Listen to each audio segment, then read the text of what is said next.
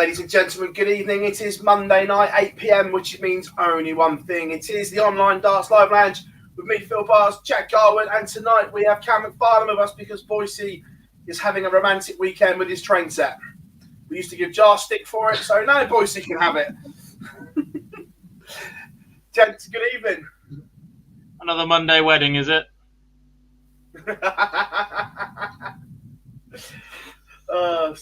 Cam has stepped in. Gents, do you have a good weekend? And never a dull moment, is there, in the darting world? Are we going there already? No, never get one. What stars are in to go on?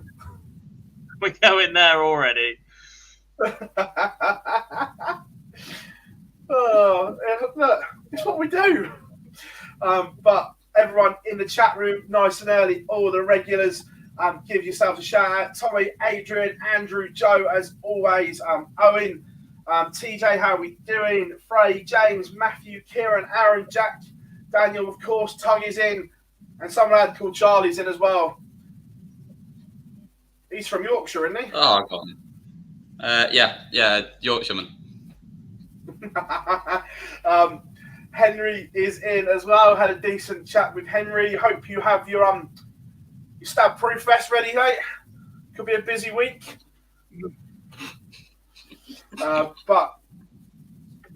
Is Lee helping Manchester United interview for their new manager? He's probably applied for it. Well, he couldn't do any worse, to be fair. Football manager resume at the ready. There is that. But in the chat room, we have shared some links on social media. So if you can chuck them around for us as well, it would be much appreciated as we try and get to 25k subs. We've got a nice little giveaway plan for when we do.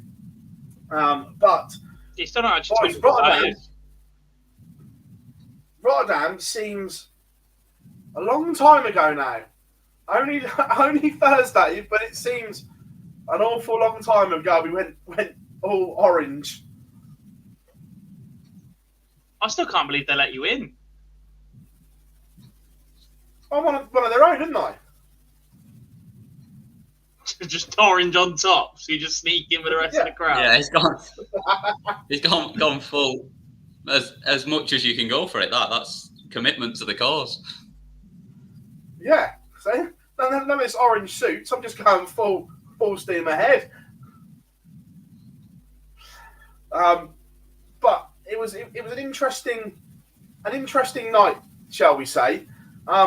Before we actually get on to the darts itself, just gonna play you a little clip of this lot because he may not have been there playing, but oh my God, this man is still the darling of Dutch darts.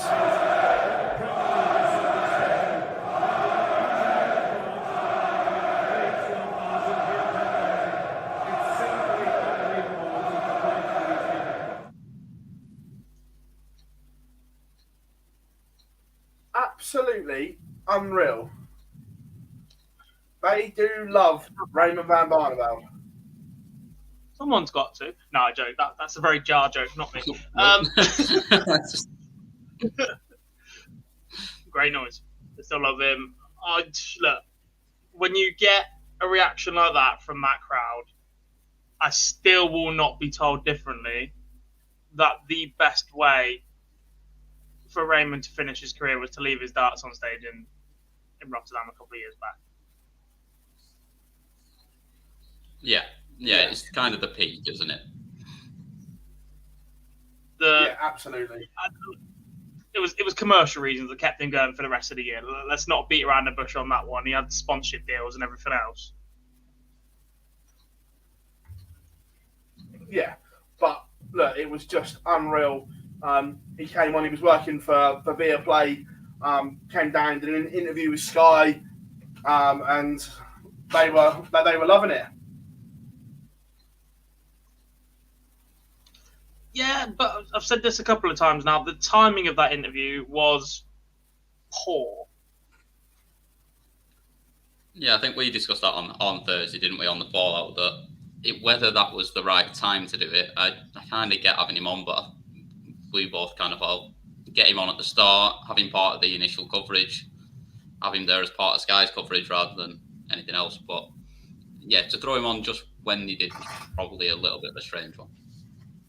Yeah, look, it should have gone after the quarterfinals, before the semi-finals would have been the ideal place. How we doing, Rose? Hope you are good. But on to the darts. Before a dart was thrown, that is how the group this week looked. Peter Wright, James Wade, Gary Anderson, Joe Cullen. We'll go there in a minute. Johnny Clayton, Joe Price, and MvG against Michael Smith. I'm going to say it, boys. Overall, I thought the standard was down this week. The drama was up there. The standard wasn't up there this week. Nottingham was saved by the final, and quite frankly, the rest of this Premier League has been quite drab.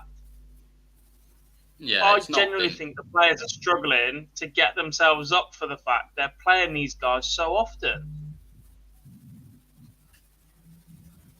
Yeah, possibly. It used to be a big deal for Joe Cullen to play Michael Van Gerwen, to play Gerwin Price, to play Peter Wright, to have a crack at the world number one, the world champion, the match play champion, whoever. Even in the old Premier League format, it was still a big deal for, all right, I've got Gary this week, I want to put in a good performance against him, and then I've got Michael this week. Now you can play 6 of them in 2 weeks. You just miss out by 1. Yeah. Unless you're in the top 3 and then they put in specific positions in the draws. But yeah. I was just going to go there. You trying to suggest players may have knew when they were on?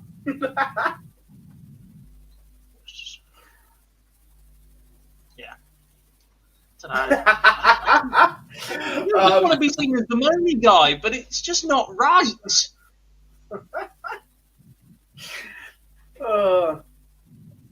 Right, we'll get rid of this one. The results are up there, but we'll go through them as it played out. First up, Wade and Wright, and again, it was bitty. James Wade was in it, God. Then Wright came back, and we had dart changes, and it was just missed something. I think it was lacking a spark. Story of the Premier League. Look, we've sat here before and told you we'd rather see scrappy mid-90s, high 80s matches that have drama in them than we would sit and watch one player reel off 100 average to somebody not really competing. We want to see both sides of the game. It's not all about one player blowing someone out of the water, but I think we're just seeing it too much now for what we consider the best 8 players in the world, or certainly a selection of them. Yeah. And when they're not hitting the tights, it's just becoming that little bit more. I don't think this is doing these guys any good away from the Premier League either. I think because they're chucking in so many averages like this, it's not doing their confidence any good. It's not doing fear factor any good. But for this specific match, yes, you are right. James Wade was shocking on the outer ring. Moving on, Was he? arguably, I'm pretty sure he went 5 from 8, but that was last week. The shocking everywhere else. The talking point of the night now, happening game number 2, still being spoken about now. Full interview on our YouTube channel. We'll play you a clip at the end. But Gary Anderson against Joe Cullen. Look, 1, the game was dross. But 2, Cam, we're all talking about the consequences of whatever may or may not have happened in leg 11. Look, I've watched it back multiple times. I don't see Joe Cullen do anything wrong. no, I think me and Gob sat there on Thursday just before we went live on the Fallout, watched it back a few times, trying to see if we could see if he did anything wrong. There's nothing from any of the angles on TV that looks like he did anything wrong. I think it was just a little bit of I don't even know. It's not even like it was sort of sour grapes at that point, because he'd already sort of turned around and looked at him before that point. But I think he's just got himself distracted there, Gary, and that's the thing. The plus side is talking about this as not just talking about the actual game, which, like you say, was not very good up until that point. And to be honest, not very good after that point either, in terms of the fact that Gary came back and missed 3 more to win the match as well. There's nothing I could see that he did anything wrong. It's not the sort of thing that you would expect from Joe either. We've never seen anything like that from him before either. So I think it was just a bit of in the heat of the moment from Gary. He was not too happy with it because he went on and lost the game. Yeah. The interesting thing, Rob, is I suppose we need to hear from Gary to find out exactly what he thinks Joe did, because all we got was, what you done. You can lip read that clearly, but we still don't know exactly what is alleged, do we? I don't know. It wasn't the final 3 darts. There was a moment on the 77. Gary at single 19. He hesitates at 58 and looks over his left shoulder just to say, "What are you doing?" I'm not sure if he felt Joe had made a comment, someone from the crowd had made a noise, and he attributed it to Joe. If Joe had managed to find the one part of the stage that makes a noise, look, it exists. It's the same stage setup, pretty much. Gezi found it the other week with Michael Van Gerwen. As strong and as structurally sound as they are, there is a little bit of give in one place, and it can make a noise and do enough. But for me, especially as experienced as a player, because I know this 100% to be true, that tells me that Gary's not very confident, despite the fact he won the week before. You've got a chance to go up and win the match, and you're looking and you're listening for all the little things to put you off. Yeah. If you're playing well and confident, you get up, you slap them darts in, you go, "Ha, good try. Thanks for coming." And I almost think a lot of the players are doing that at the minute. Yeah, but look, the fallout will continue. Like we say, we'll hear from Joe later on. Then World Cup winning teammates collide. And this game, God, was all about Johnny Clayton's finishing. The combination finishing, the sidewards point, the glance at the camera was all hooked up in this one game. Look, 6-5 was kind to Gezi. Johnny should have got it done beforehand, but a big win for Clayton in the context of he'd been struggling recently. Yeah, and I'm still not sure this reverses that struggle as such. Look, Premier League, you're not going to win every single game every single week. The fact Phill Taylor did that for so long is just ridiculous. But I'm still not sure that slides reverse, but he needs to start grinding out these wins and giving himself a chance to then go and produce his A game and win other games of his B game and scrap it out. And he's the finishing in that was superb from Johnny. He's definitely got it in his locker. Very much a rhythm player.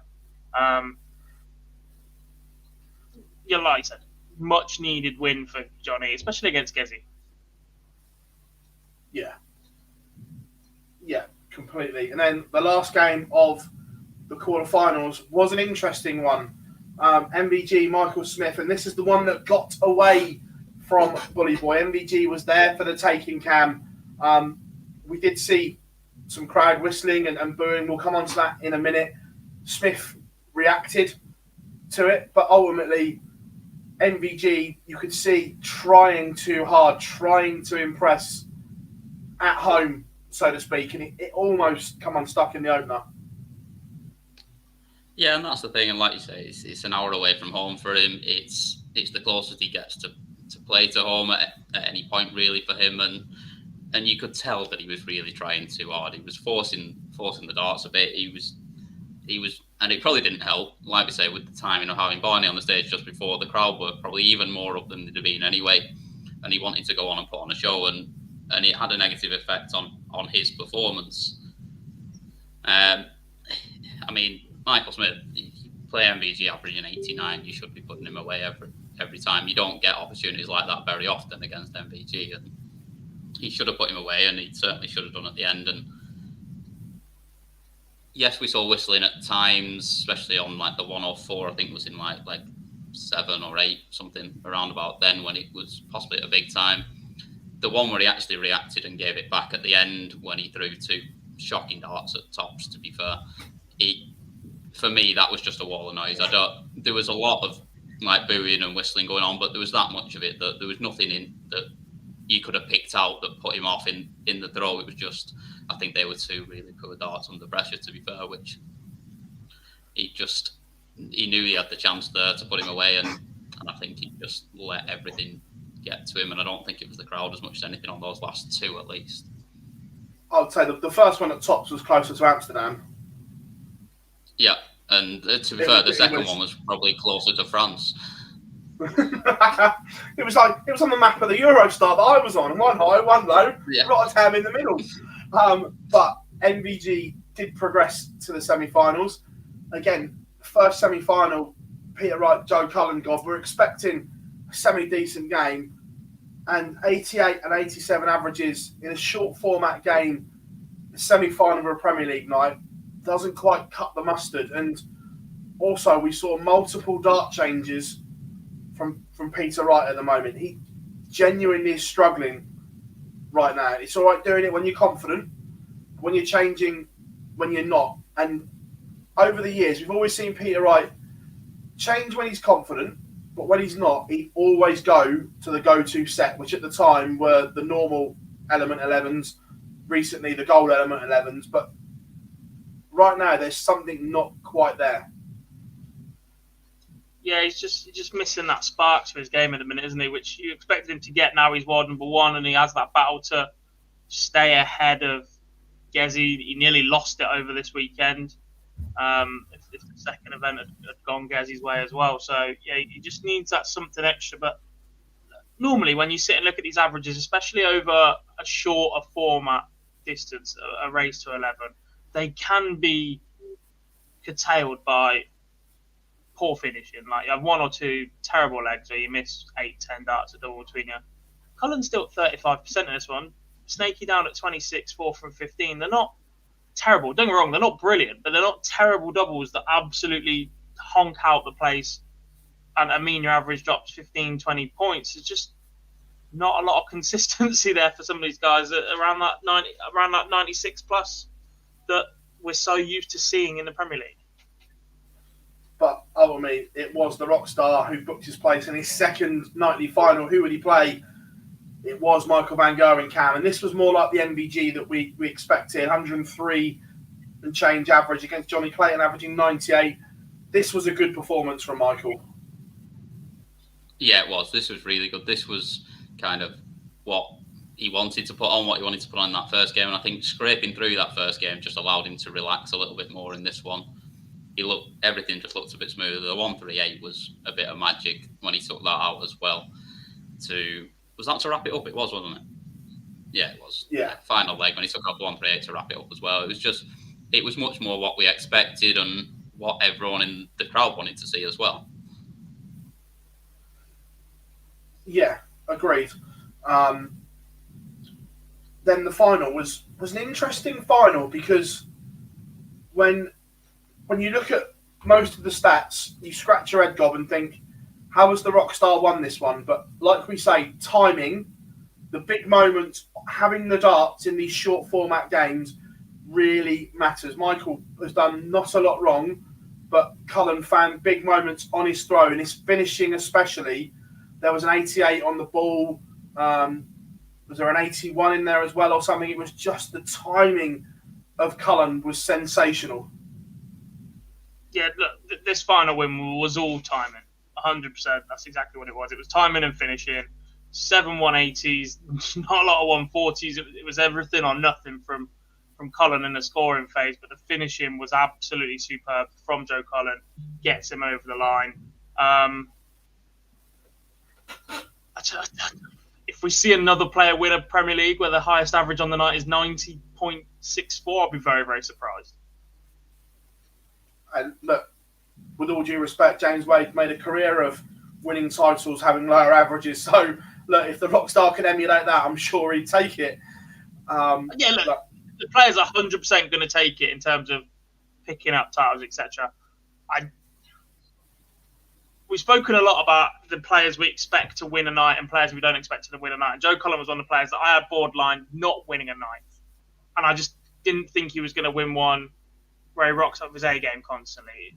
To be quite honest, a little bit like Van Gerwen's opening night, it's opened up a bit for him. But the players haven't really delivered against him. A lot of games have gone scrappy. He's fought his way through this. He's battled it a lot more than Van Gerwen did in that first week when he really didn't concede that many legs. But the fact there wasn't a massive amount coming back at him, you can get away with it as such. Cullen won't mind. He just won a night in the Premier League with his B game, if not his C game, at times. But like we keep saying, for the Premier League, we just expect a little bit. On paper, it says Joe Cullen winner. He beat Gary Anderson, Peter Wright, and Michael Van Gerwen. If you're just looking at it on paper, that sounds pretty good.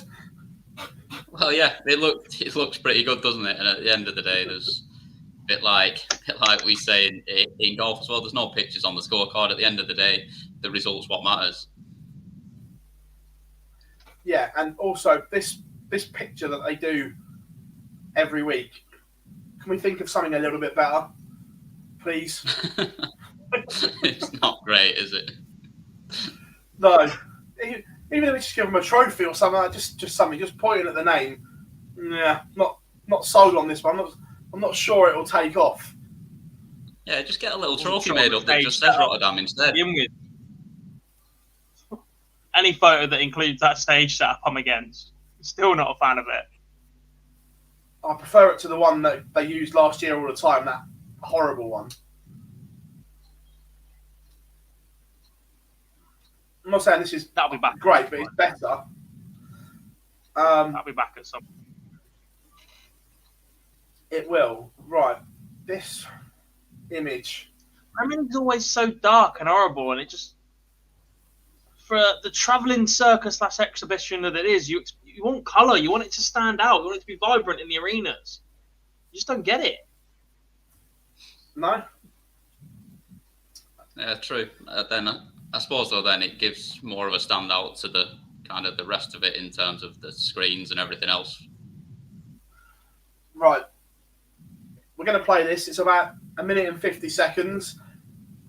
It's fair to say, boys, the Rockstar doesn't hold back. We'll discuss afterwards. German, to be called a cheat by a fellow professional, does that hurt? Yeah, it does, yeah. I'm not a cheat. You can tell the people who are cheats, if they get accused of something, they just let it go and just say, oh, well, I'm not bothered, whatever. I'm a lot of things, I'm not a cheat. I won't be called a cheat by any player, it doesn't matter who it is. And maybe it was a bit heat at the moment thing, you know, on Gary's part. I don't know what he was on about. I at first thought he called me lucky. And I thought, oh, well, it's fair enough. He's missed 3 darts to win the match, and I've nicked it at the end. I thought that's fair enough. And then I thought, well, he didn't say that. So I asked him what he said, and then he told me what he said. And he said, you know what you did? I said, I did nothing. I said, watch every video you got back, watch everything. And Gary, he's a great professional, you know, he's a great ambassador for the sport, but I think he let himself down tonight. Did that surprise you that he came out with that statement? Well, yeah, I could understand it if I've done something. I'm the first to admit if I've done anything wrong. I've never ever cheated at a game of darts in my life. You know, if I've been accused twice now, and both times I've reacted the same, and that's it. Twice in 14 years, I think it is. No, I'm a lot of things. I'm not a cheat. You know, I play the game. If I'm good enough on the night, it's good enough. A bit similar to Michael. We both knew we was terrible tonight. He didn't try to put me off. I didn't try to put him off. I won in the end. No problem. Did that fire you up for the rest of the night? Yeah, it annoyed me. It annoyed me because Gary's not like that. I played him in the Masters and I beat him in the Masters fair and square and he was fine. He beat me last week in one of the Pro Tours and you know I'm not about to call him a cheat because you know maybe he stood in the wrong spot or whatever. It's a game of darts. It's really petty in my opinion. Doesn't hold back, does he, boys, in his post-match? Clearly not happy. And I agree with him. If you've done it, you don't react that strongly. No, I think you're right. He was clearly not happy about it, so it tells you something straight away that you probably would.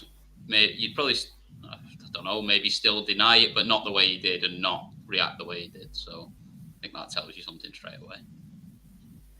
Yeah, it was interesting, Gob, that it was like not just I won't be called a cheat by Gary Anderson, I won't be called a cheat by any player. That was the defining bit for me. That it was like, really, I'm not having this full stop. Yeah, I think that it's almost a good thing from Joe as well. I think it takes a little bit of the attention from Gary. Look, we're all blowing this up because of the incident with Gary, but actually, if you're going to come out that strongly and make it as a broad thing, like I'm just not accepting that across the board, then it almost takes a little bit away from Gary, which is decent in that moment from Joe. Yeah, no, agreed. Before we wrap up the Premier League, a couple of bits. One, obviously, we spoke about the crowd, and a lot was made on social media, but it was no worse for me being there than what it's been in some English arenas. In Cardiff, the English boys got it. Certainly in Germany, it was no worse. The throwing things, that's a different thing altogether. But the actual booing and whistling was no worse than what we've seen over the last year. The issue is that literally the weekend before, we saw PDC Europe at the Euro Tour make a very, very strong stance against that style of behaviour. If they're going to suddenly make that, then everybody has to be united from the PDC across all parts of the PDC. PDC itself, PDC Europe, all the broadcasts have to turn around and say the same. All the pundits have to say the same. It's no good applauding George Noble on Twitter on Saturday and Sunday when he's telling fans, if you carry on, you'll be gone. And then when it comes to your turn on Thursday on commentary, just acting like it doesn't exist. And that nobody's whistling and that nobody's shouted. Because it makes for good TV, it makes for misses, it makes for drama. I agree. However, the issue you've got is one's a streamed event by PDC Europe. One is the second biggest event, which they want. Which is they broadcast kind of the point, though. Look, yeah, one is the streamed event by PDC Europe, and one is arguably the PDC's biggest marketing tool in the Premier League after the World Championships. It has more eyes on it than pretty much anybody else because it is on so frequently for such a sustained period. Make an example of it where people are going to see it. The behaviour of crowds is learned behaviour from people who go once and see others reacting that way. And the longer and longer bad behaviour has been allowed to creep into the sport unpunished, distinct whistles and individualism. Look, boo and whatever you want, as long as it's a wall of noise and everybody's doing the same. The minute you do something deliberate to try and put a player off, that's where we've got an issue. That's where the players have got an issue. They've even come out and said it themselves in interviews over the last few weeks. You have to change this mentality of supporting your player rather than trying to put the player you're not supporting off. And the best way to do that is to make a stand against it during a TV event, have a proper campaign for crowd behaviour of some sort, and make a point of it so that people know the next time they walk into a darts event held by the PDC, they have to behave of some sort. I don't care if you sold it as the biggest party in the world for the World Championships for the last God knows how long, at Christmas party and whatever else. That's done. It's done its job. It's got people involved in the sport. Eyes are on the sport. Can't keep allowing it to dictate the course of results. I think it's tough though. Like you say, it's when you say it's fine having a wall of noise and everyone booing at the same time, or whatever. But that only starts by one person doing it and then everyone else doing it. So it's hard to distinguish between that and what we see the rest of the time, where you get the odd person calling out at the wrong time, because unless someone does it first, there's not going to be everyone else that kind of joins in and does it. So there's always going to be the odd ones that are going to be an outlier from that. Yeah, look, and It looked like somebody whistled or shouted when Johnny Clayton was playing on Thursday, and he managed to eyeball them.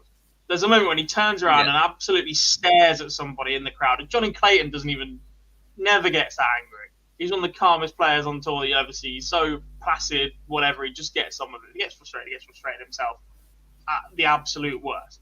If Johnny can spot them from on stage, from the general direction, then stewards and security in the crowd can almost definitely go and identify them.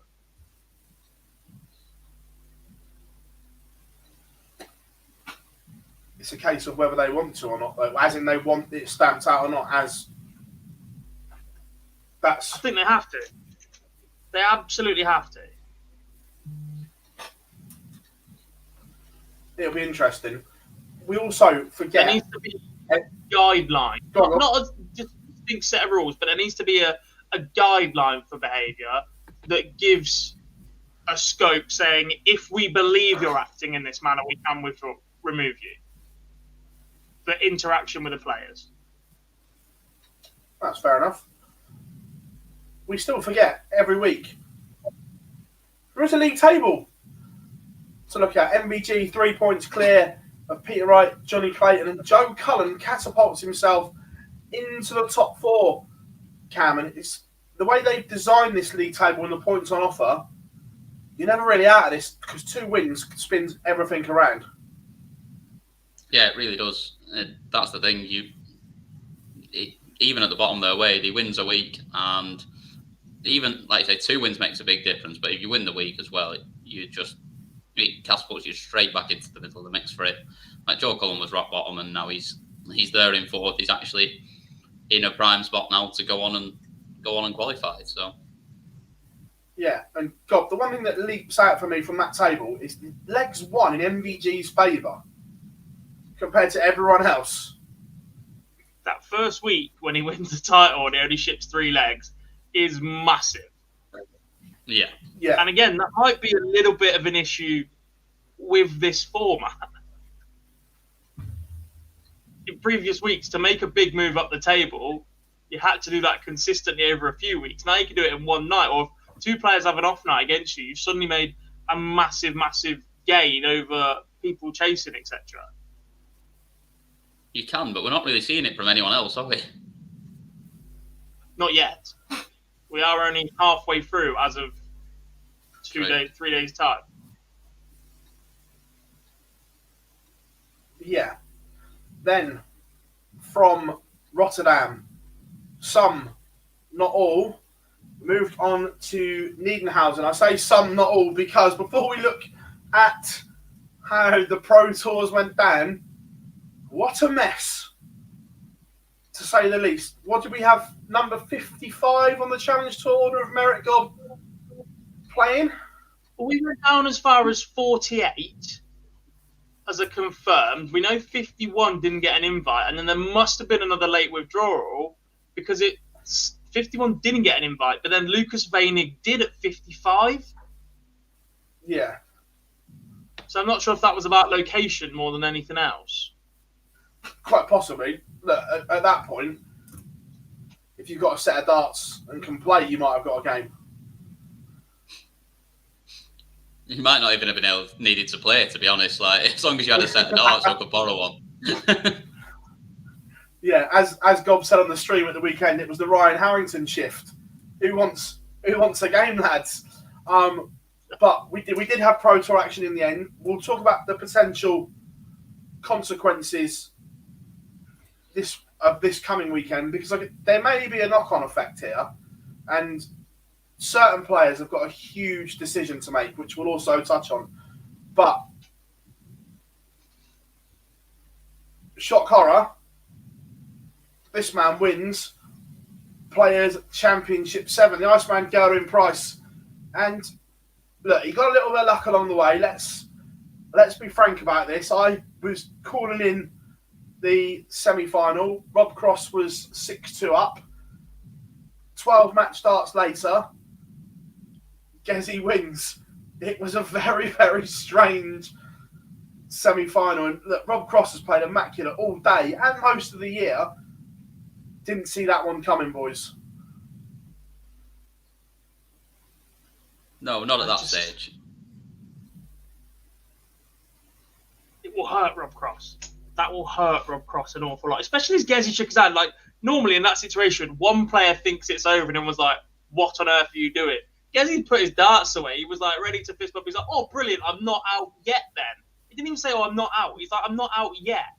Thinking full well, he was done. Oh, stick a fork in him. He was medium rare. It's just the most Rob Cross and the most Gerwin Price thing to happen, I think. Yeah, look, it was so strange. Look, Manos Razma played brilliant. A great run from Kevin Duitz as well. He got to the semi-final. Great for the young man. But again, Gary Blades, and I mean this with the greatest of respects, how the effing hell has he got to a quarter-final? Because we saw him on the Live League the week before, and he was pony. And he gets a surprise call-up and gets to a quarter-final. I mean, his absence from the Pro Tour lasted 6 events, and then he gets a call-up. Yeah, but I thought it was pretty good all day, to be honest. I genuinely... That's what I mean, he was, but we haven't seen that. When the quarterfinal started, I genuinely thought we were heading for an all-challenge tour final. Yeah, because Scott Williams was playing so well at that point. Scott Williams was playing very, very well. And I just thought it's meant to be the form that he's in. I thought Gary Blades against Madas Razmat, and then either Kevin Dukes or Jose has got a very, very good chance of making that final.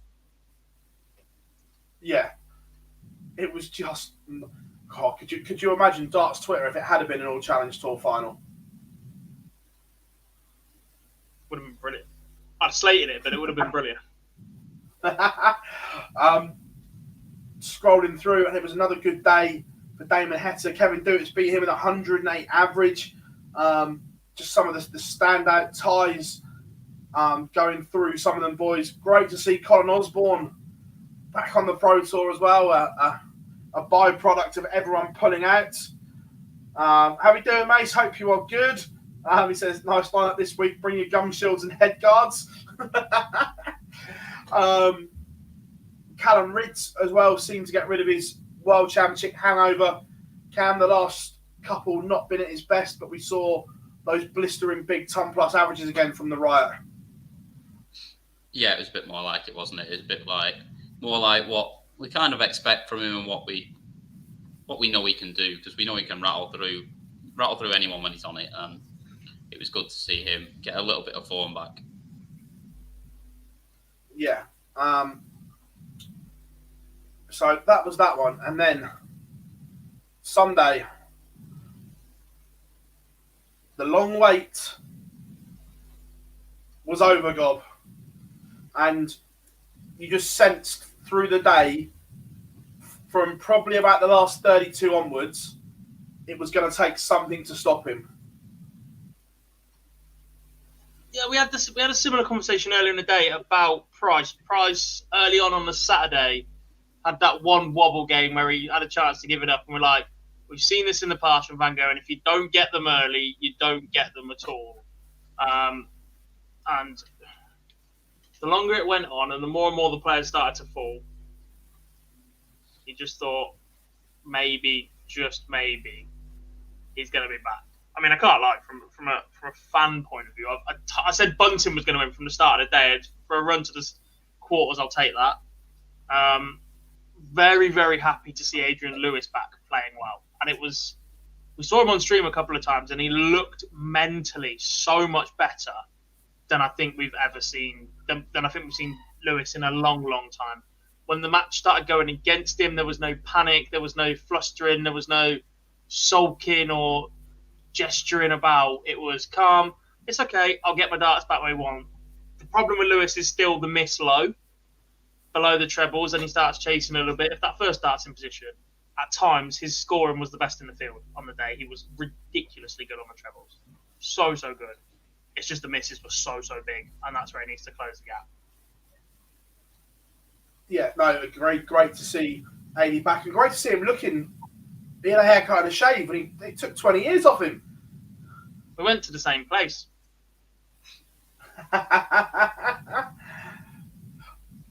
Greetings, John from Germany. How are we doing, Paddy? Hope you are good.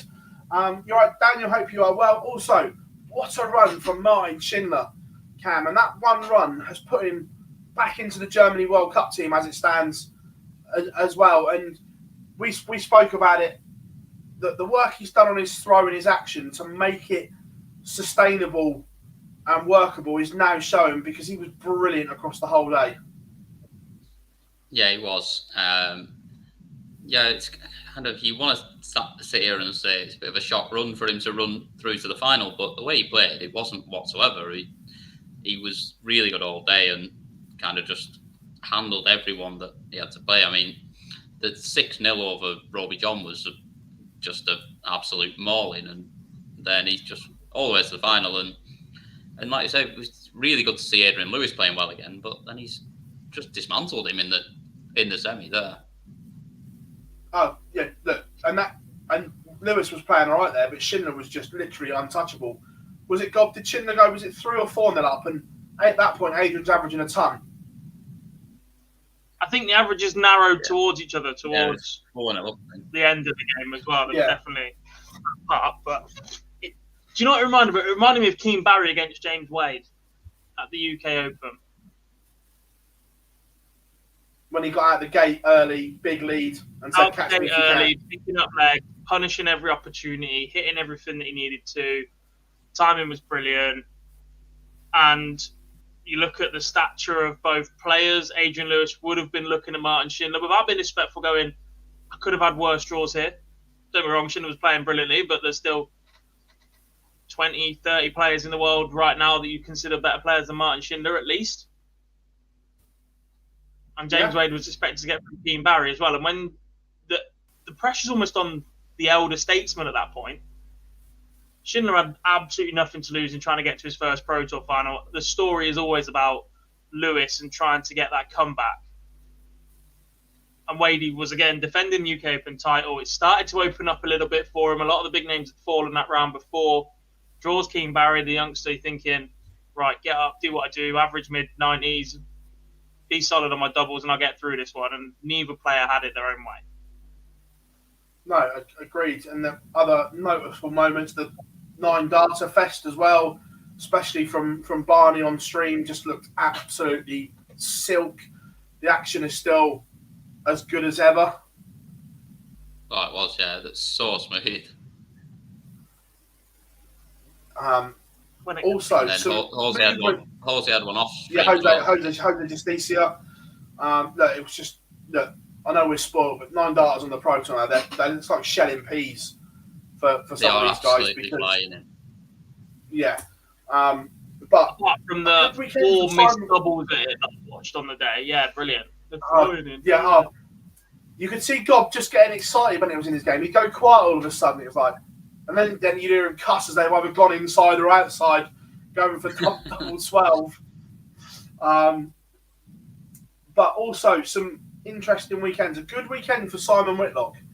Look, he had an absolute honker the one before, but now he's only £500 outside the race for the match play, which is there, big for the Wizard. Barney is now within touching distance, within striking distance as well. But I know we keep saying it, boys. Chris Dobie is playing phenomenally well right now, but can't win a game. I'm not sure he's playing at the same level as he was back end of last year. I think there has been a little bit of a step down of it, but he's still performing. I genuinely think if you looked at it as a numbers-based approach, first 9 and actual average, Chris Dobie will be up there in the top 20 players on tour right now still. And the man just cannot buy a win. It's quite ridiculous. It's almost like Van Gerwen last year when his form started to turn. And you know full well, Chris Dobie is finally going to get over the line in a Pro Tour or go for a run on a Euro Tour or whatever else, averaging 85 for the day.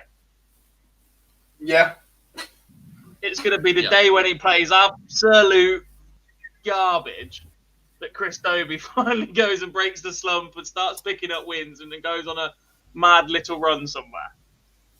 That's what you need, though, isn't it? Sometimes, like, it's a bit like Cullen on Thursday night in the Prem. Like, he didn't need to win a game averaging 110. He needed a scrappy battle just to nick through one, and then it just changes things. Right, before we move on from the Pro Tour, there's an interesting scenario this weekend. So we have Pro Tours in Wigan or Barnsley, one of them, and we have Challenge Tour in Germany. Now, there are spots anyway because of Lakeside. So there will be Challenge Tour players expected to come up.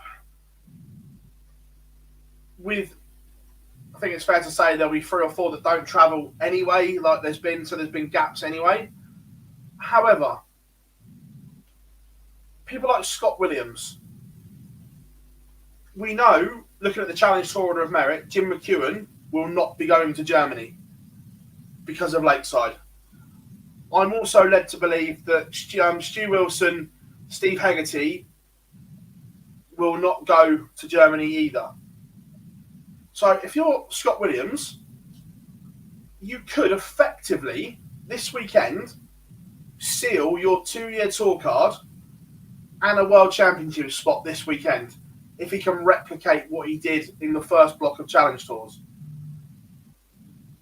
But he's also first call for the Pro Tour. If you're in his situation, what do you do?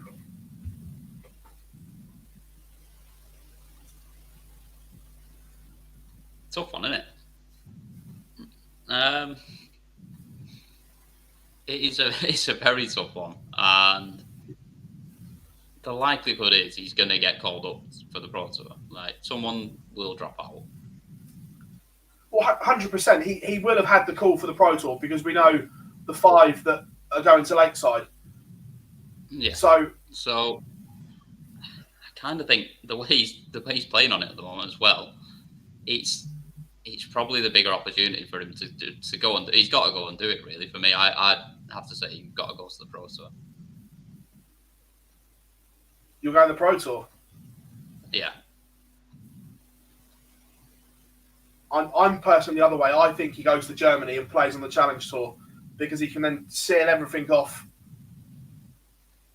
for you, Gob, because obviously you've played. Last year, I would 100% have gone to the Pro Tour. If you can get yourself into the match play, that's big. Especially via the Pro Tour Order of Merit as it effectively would be. Yeah, this year, there's so many events.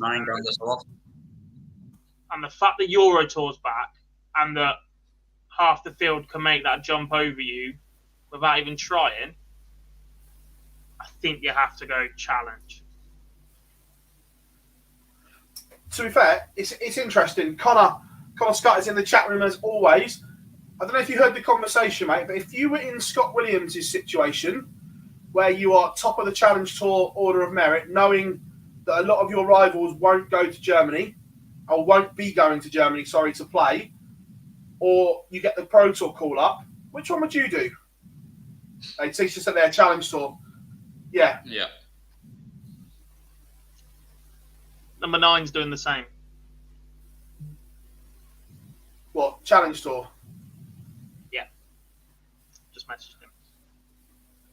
Yeah, look, I know Matthew Edgar is the same. Matthew Edgar is doing the Challenge Tour because of the rewards that come with it. The 2-year tour card, not having to go to Q school, spotting the Worlds. It's too big to ignore. So, with that being said, how low are we going on the Challenge Tour Order of Merit this time to fill up the Pro Tour? Wow. Like bingo, this, isn't it? Yeah. Like a bonus ball.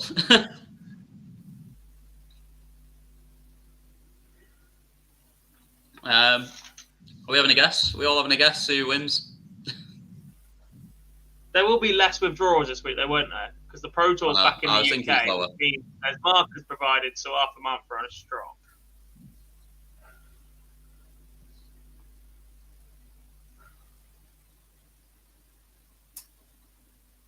It'll be interesting to know what Danny Lauby plans to do.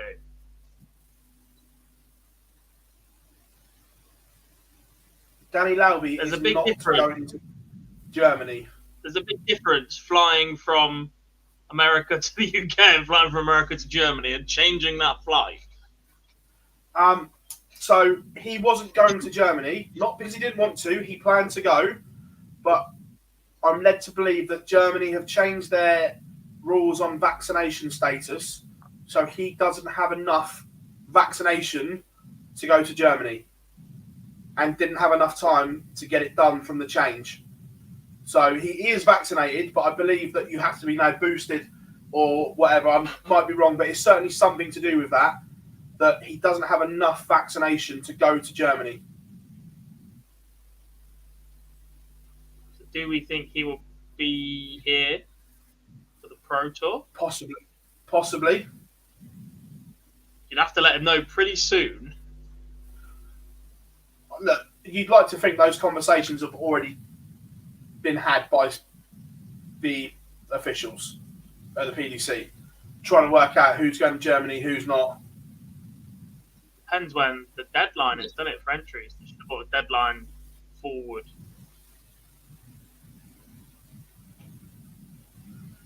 Normally they've got until like tomorrow to enter.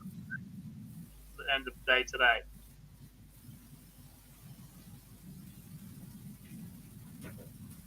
It'll be interesting to see what happens. Interesting to try and think that over the weekend. Yeah. But that's that scenario. Before we talk about the Lakeside in general, we've got a clip from Mace where he speaks about the Lakeside. We'll preview it in a minute, but this is Mace talking about the upcoming Lakeside tournament. I just think the expectation was beyond what possibly could have been delivered at the beginning, and of course it's not the WDF's fault in terms of ticket prices. It's purely Bob Potter's greed. Yeah. I've never known anybody want to sponsor an event and get all their money back. Are you concerned for Lakeside right now? The fact that this isn't the WDF's fault, but Bob Potter has pulled it once and tries to blame COVID because of poor ticket sales. Does he lose a fortune? Well, yeah, I don't believe it was pulled for COVID. I just think he looked at the ticket sales, done the numbers, and it was convenient to delay it, which he should have done anyway. It shouldn't have been on when it was meant to have been on. But what baffles me, he knew that the ticket sales were going to be tough. Yet in the meantime, when he's had an extra 2 months, maybe 3, 3 months, he could have looked at the structure of pricing and adjusted accordingly. Because if he's pulled it once in fear of losing 200 grand, what is he now not going to? I really hope not, for the players' sake, for the WDF's sake, for everybody involved commercially, physically. I hope it happens, but my feeling is it won't. I don't think he would be prepared to lose. If he's prepared to lose the money, why not half the ticket sale? Why not half the ticket prices and increase sales?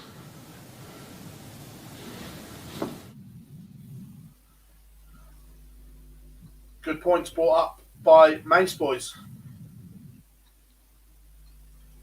Hard to disagree with the man. He's better at his job than I am. That's why he's got his job. But yeah, the fact that some of the sessions are going to be played with around 20% or less attendance, it must be less because it's an average of 20% ticket sales over the entire week, which means some sessions are obviously going to be more popular than the others.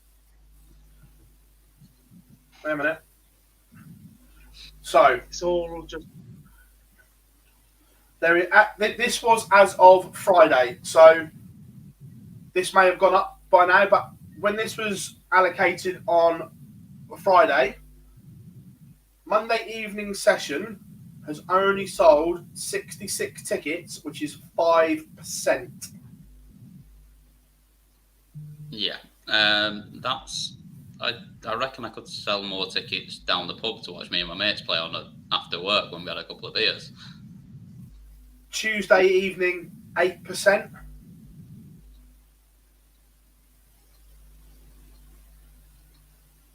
Sunday, the final, only 25% of tickets sold.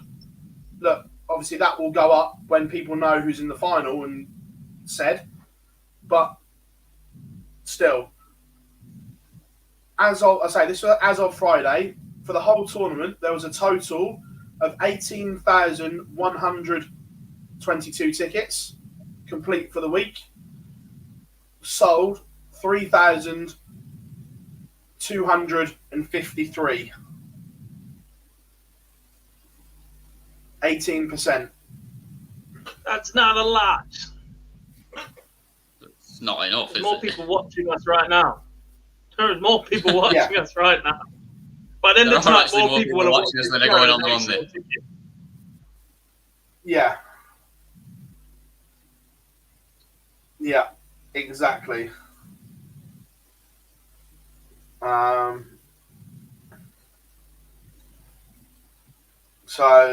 Women's Darts says, how do you know how many tickets have been sold? It's all on the Lakeside website, mate. You can see the number of tickets they've sold per session.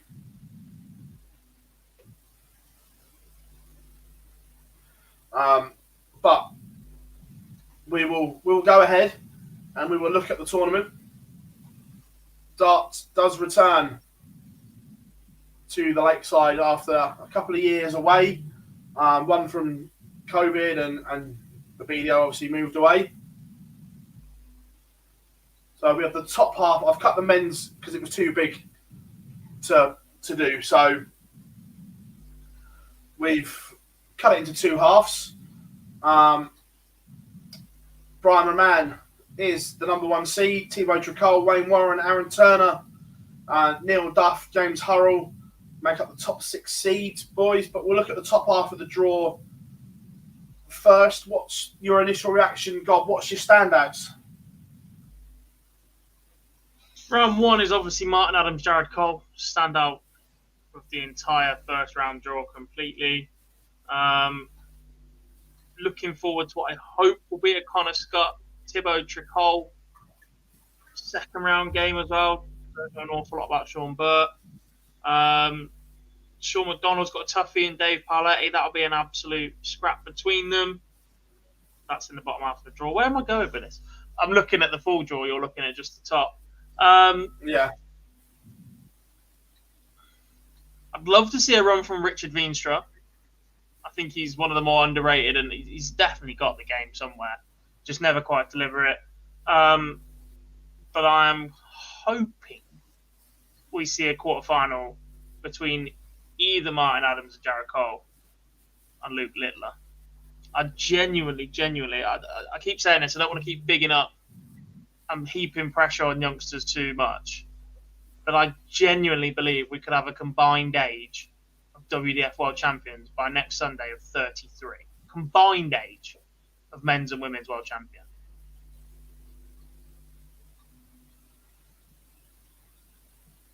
Yeah. Now, look, it's hard not to disagree because they are both playing.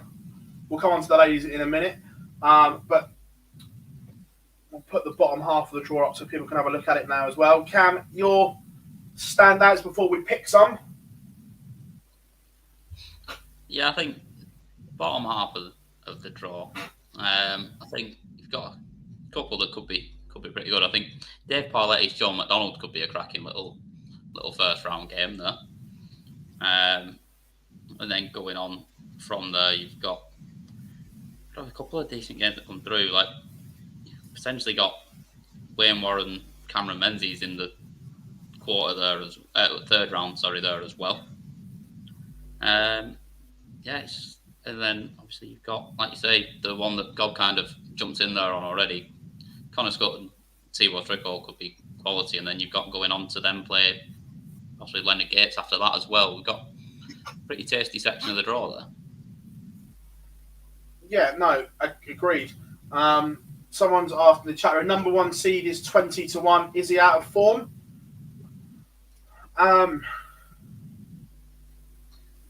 He wouldn't be my pick. Is that a fair way of putting it? It's up to you. Look, we've seen Brian running lively. He's been steady, got a tour card, been steady without being exceptional so far. I think His A game for is me, very good. When he has turned up to WF tournaments, he's number one seed because when he does turn up, he goes deep in tournaments. But I agree. Brian Roman's A game is very, very good, as we've seen on the Pro Tour. However, I think his B game is horrendous.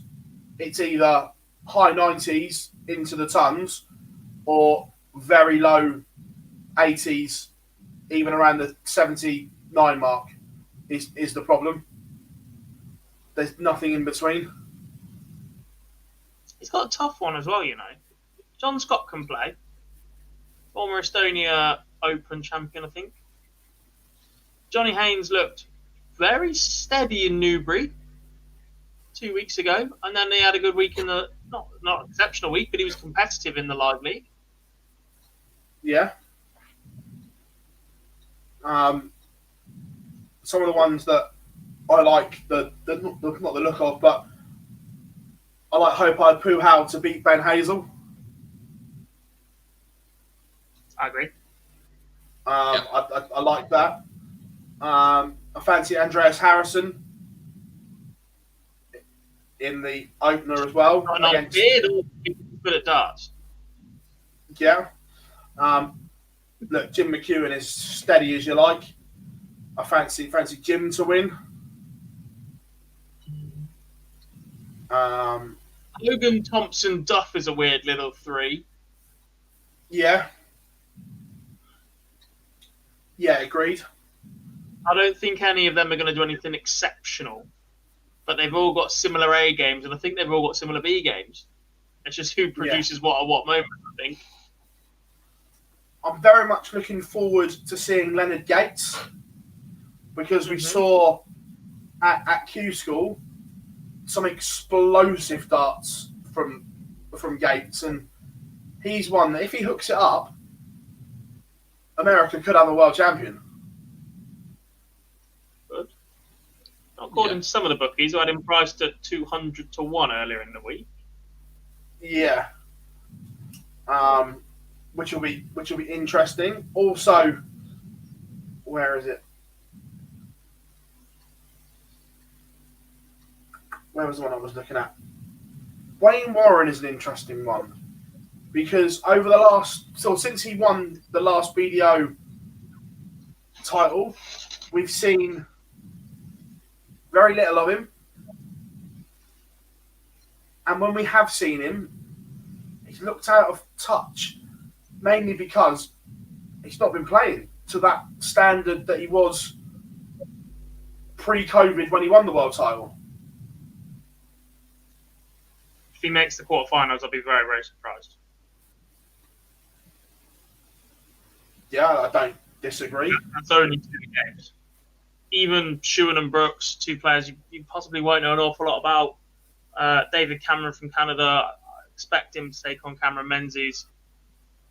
Even if Wayne Warren gets past Shewan or Brooks, I don't expect him to get past the winner of Menzies game. No. I'll tell you another one. Go on. The number 13 seed.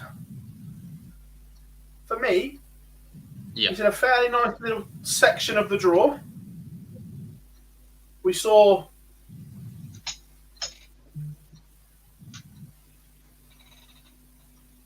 what are you looking at me like that for? There's worse sections you could be in. It's got Dave Prinz, mate. Don't underestimate the Badger. Just what we saw in the live league from Warby last week. I think he heads there, full of confidence and in very good form. We need to be. Yeah, he's very, very capable of chucking in a very big average though as well, and sort of blasting someone away as Warby, definitely. Although I do agree with you in terms of the other seeds in his quarter. I think he's nicely placed. I think the threats for Warby come from winners from the first round. Yeah, no, I don't disagree. I like the look of that. If you will treat this as any other tournament, boys, I would like your semi-finalists for the men's WDF World Championship, please. Same as in the chat room. Come and get involved. Lakeside semi-finalists in the men.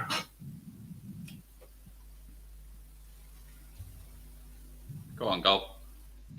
This is everyone now plotting away, and everyone's trying to work it out. Yeah.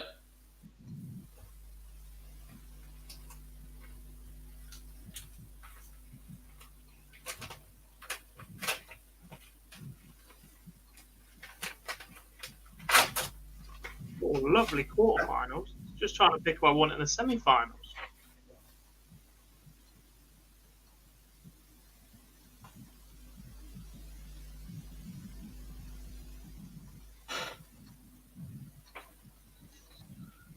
Ready, we'll put the top half back up for you. 2 seconds. It's too big for.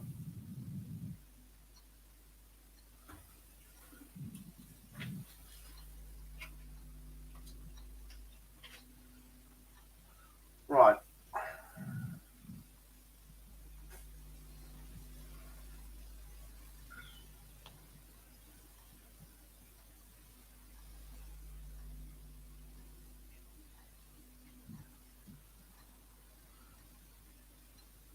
You worked yours out yet, boys, or? I can't work out who to get past the quarters. I've got 4 very, very good quarterfinals. I just can't put who I want in the semis for them. Quarterfinals are unreal.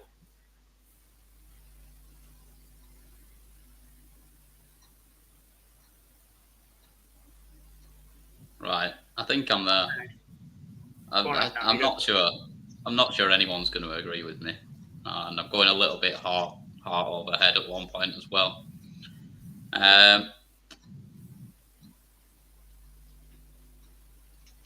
Martin Adams, Mike Warburton. That's gone heart over head. I'm taking Wolfie to have a big run. And I'm going Leonard Gates, Jules Van Dongen in the other one.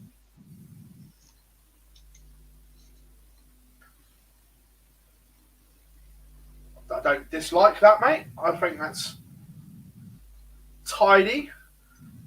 If you worked yours out, to be fair, I've got a couple of asterisks because I can't make my mind up between a few players.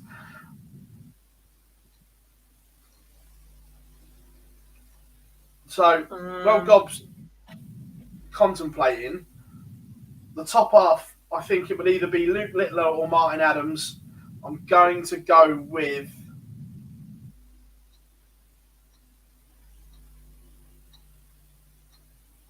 again, this is probably nostalgia reasons. I'm going to go Wolfie. We'll play either Jim McEwen or Mike Warburton. I'm going to edge Warby. And then the bottom half, I've got Leonard Gates or Connor Scott. Sorry, Connor, I'm going to edge Leonard Gates. We'll play Cameron Menzies. Well, that's 3 of them out already then, boys, because me and you have agreed on 3 out of 4. Yeah.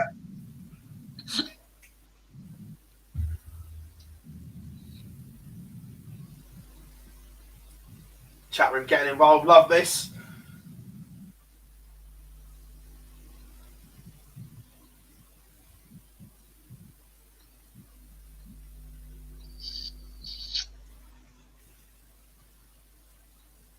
As an official, I can't give predictions in the chat there from Henry. Absolutely not. You can give predictions. Get them in. What are you going for, Gob? I've got Luke Littler to beat Martin Adams and be semi-finalist number 1. By the time Gob's decided, we'll have played him. It's off. I got Littler will take on McEwen in the semi-finals after he beats Paul Hogan. Connor Scott beats James Richardson.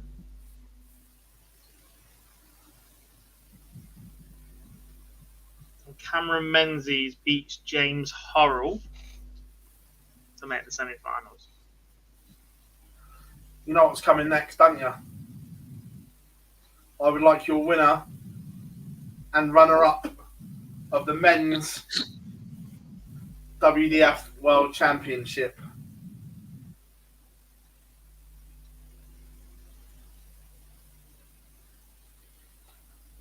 Same for you, chat room. Winner and runner-up.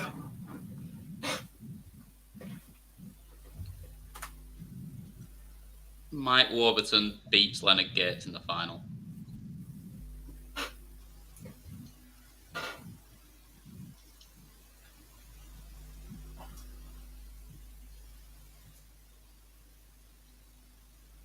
Women's darts has got exactly the same prediction as me.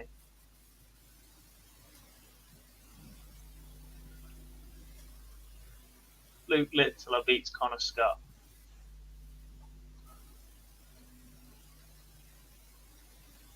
Cameron Menzies beats Mike Warburton.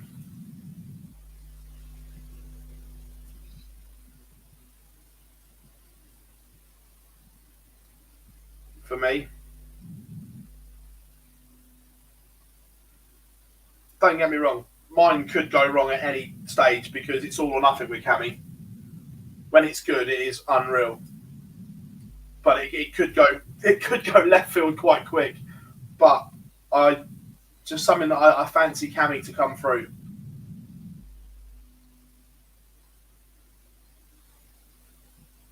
Format: first round is best of 3 sets. Second and third round best of 5. Quarterfinals best of 7. Semis best of 9, and final best of 11 sets. So first to 6. From there, gentlemen and chat room, we move on to the ladies. Now, Dita Hedman, number 1 seed. Number 2, Corinne Hammond. 3, Anka Zylstra.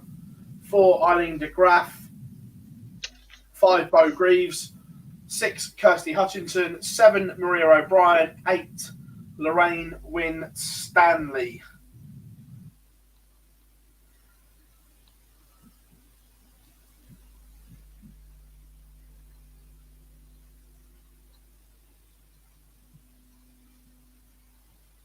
First round games. Actually, I fancy Lorraine Hyde to beat Tori Kewish. I do too. I haven't seen enough of Tori. I get she's brilliant, but the fact she's not been able to really get out of Australia for the last 18 months or so. Yeah. I fancy Vicky Pruin as well. Again, just the fact that she's been playing regularly at a decent standard. I still think Makuru playing in the live league this week is a masterstroke from her. Paula Murphy, I have no idea about that game. No idea. The same Craig, yeah. Yeah. For me, Rhiannon Sullivan beats Paula Jacqueline.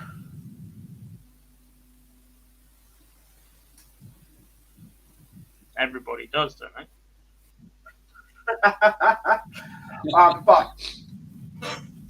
plotting your way, I'd like your ladies semi-finalists.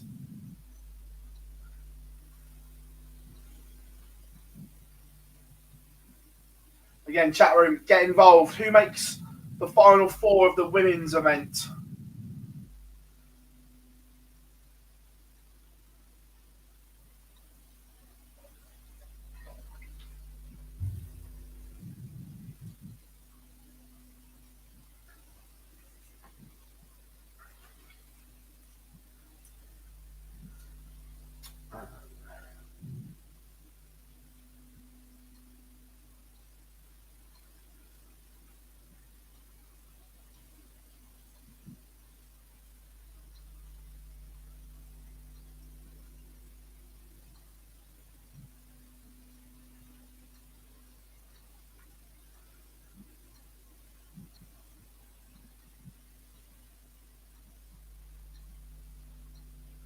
That's a tough one.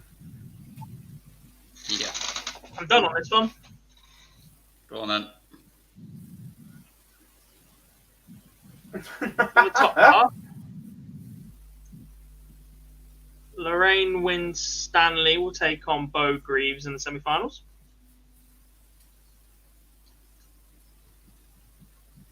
And from the bottom half, Maria O'Brien will take on Kirsty Hutchinson. I'm not a million miles off you. I've got Dieter Hedman taking on Bo Greaves, and I've gone for. I still think Corinne Hammond comes through and plays Kirsty Hutchinson as well. Mine is very similar to Cam's. I think Dieter Hedman will play Mikuru Suzuki. I nearly went there. I very nearly went that way.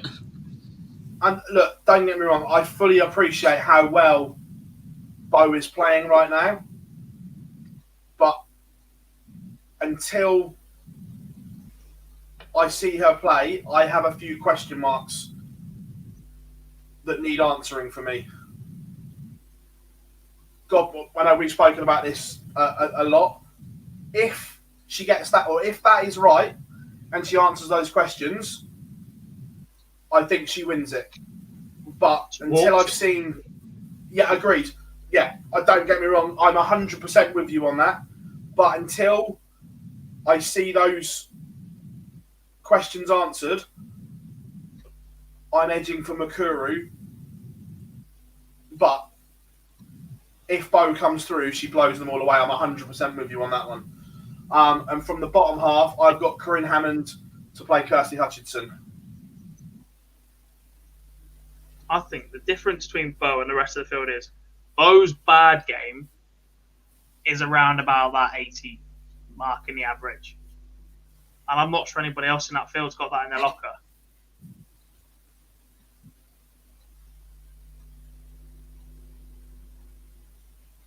Carl is in the chat room. Hope you are good, mate, Dan. Getting ready for the live league. Again, I agree, but there are some question marks that I have that I want to see answered first. It's all right playing well at county and at these tournaments. It's when you flick a TV camera on with the issues that Bo's had in the last 18 months, God. I know we've spoken about it. If that is fine, I completely agree with you. I think she blows them away. But there's just that thing in the back of my head with the action when a TV camera is on. I think she'll be fine. I hope she is, because she has a phenomenal talent. But until I see, I'm edging for Mikuru with this week in the live lounge as prep for I think the Lakeside. sooner she wins this, the sooner we can see her really, really pushing Fallon and Lisa in the PDC as well. Yeah. Those two in particular would not want to see Bo play well this weekend, next weekend. No. Or the weekend after. The other question mark I have around Bo at the moment is the fact she's just turned 18. I think that's helping her. To be honest, I think that's part of the reason why it freed up so much. Why not be? But as a player, Gob, we've all been there when you have one practice too many to settle nerves. And at that young age, it's how you put it right. We've seen at the very top level, the current men's world champion is over-practiced at the Worlds at least once, shall we say, as we saw from the TV interview. You learn with experience to get that part of the game right. I think she'll be all right. And there was a couple of questions in the chat room about will the format suit Luke and the distance. And it will be a stretch for him to play over that distance. I'm hoping that he's practicing over similar distances wherever he's practicing. The key for Luke's campaign will be whoever he's got in his camp, if you like. Whoever's there, just giving him that word of encouragement in the stage breaks. Well, the interesting bit I presume so. I presume it's the same as the BDO, where managers can have a word in their ear during breaks, where at the PDC you can't. I presume that will be the same. That's what I mean. If Luke's got a decent team behind him, which I presume he will do, there will be a lot of expectation on him. But if he's just got one or two people in his ear that know how to keep him calm, etc., and say, look, you've done this a million times at the level you've been playing at already, the dartboard doesn't change.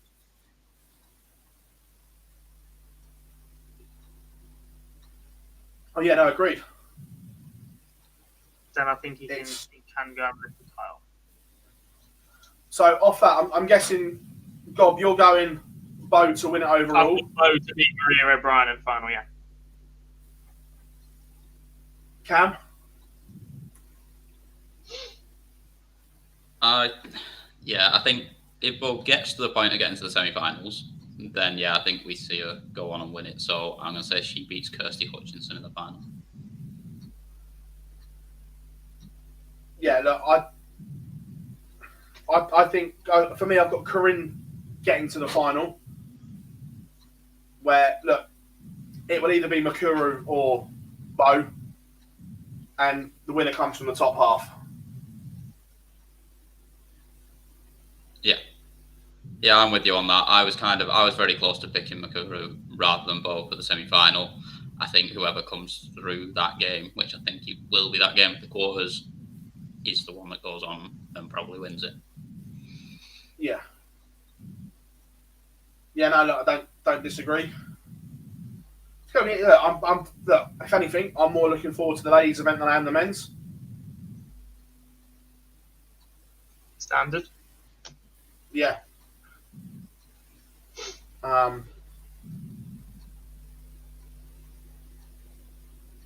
Dream team scenario. Could you imagine if we have the final four one day of Lisa Ashton, Fallon Sherrick, Bo Greaves, and Makuru Suzuki? Please. Some final four. I think the minute they manage to do that once on the women's series, the skeptic in me suggests that they will never ever be put in the same quarter of the draw again. Do you think they would deliberately keep people out of the same side of the draw? No, because they don't do that in the Premier League. No, of course not. To be fair, though, whilst we're on the ladies' subject, stick all four of them, stick the Fab Four in the Grand Slam. Could you imagine? The issue with that is Bo's not played any PDC events. So in order to stick all four of them in, what you're effectively hoping is that she wins this title, but in doing so, the PDC recognise the WDF again and have WDF invitees. Won't happen. So no, not this year anyway. You can't just whack Bo in, who's never played a PDC event before, as far as I'm aware. No, not even sure she's played development tour, which is surprising because I think she'd scare a lot of people at that development tour. She did Q School a few years ago.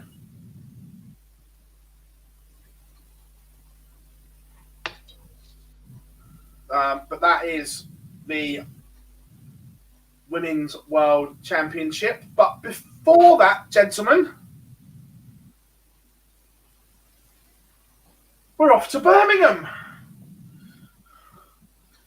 By the look on Gob's face, Gob forgot about Birmingham's Premier League this week.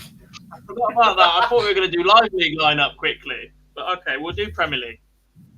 We don't want to do the Live League in a week of darts. Okay. Night 8 of the Kazoo Premier League. This is done this time around on where you have been in the table up to now. So James Wade will play Michael Van Gerwen, Joe Cullen will play Gerwin Price, an all Scottish clash. Gary Anderson and Peter Wright, and then Johnny Clayton takes on Michael Smith.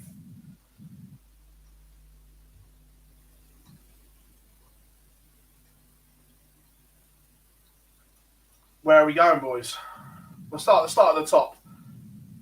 Gob, your boy, does he have enough in the arsenal to beat MvG this week? Yes. No. Yes, he does. I'm trying to remember what I predicted on Thursday night, but I'm just pretty sure it was James Wade. Pretty sure it was James Wade. Yeah, I'm pretty sure I disagreed with you, so we'll go that way. So yeah, match number 1 will be MvG, James Wade. Gob, thoughts on the game itself? James is going to have to improve that doubling percentage. Well, apparently it was pretty good last week. I just didn't notice. It just needs to put it all together at once.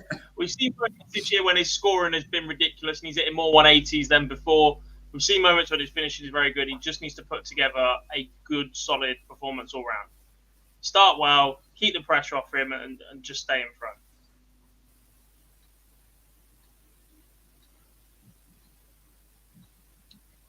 So yeah. I'm going MvG win. Cam, you're going. I'm going MvG win as well. I think there's no pressure on him this week in the same way there was last week. He won't be trying his hardest to put on a good performance. I think he'll relax, and I think we see a ton plus average probably comfortably above it. I think 105 average from him, and he bashed him up 6-2. Yeah, and also as well, I think for me the rest of the 1-8, or certainly the top 10, are allowing Michael Van Gerwen to play himself back into devastating form as well. You think in the last month we've had 2 Premier League wins, a Euro Tour, and now a Pro Tour. The signs are there. Yeah, I mean, I forgot to mention this before when we were talking about the Pro Tours. When I don't get much chance to do this, so I'm just going to call Gob out on it here. He said that the Premier League is not helping the players when it comes to the Pro Tours. Now, we've just seen 2 of the Premier League players win the events this weekend, so... Don't worry about that. Remember, rule number 1, Cam, never let the truth get in the way of a good story. That's true. Yeah, that. Match number 2, Joe Cullen against Gerwin Price. Joe Cullen winning last week, Cam, but will he make it past the quarterfinals in Birmingham? I don't think so. I think Desi's just probably playing a little bit too well at the moment, and I think he won't be able to scrape a result against him the same way he managed to against Gary in the early stages last week, and I think we see Gezi come through this one. For you, Gob? Price wins. This is an interesting... Yeah, for me, yeah, I'm going Price as well. Interesting one for me. We've got 2 double-winning world champions, but both, like the England batting lineup, out of nick right now, Gob. Well, Gary won the tournament 2 weeks ago, playing very, very well. Yeah, but overall, he's out of nick. In cricket, 1 knock doesn't put you back into... Tell that to people that like James Vince. Yeah, why did you have to bring that up again?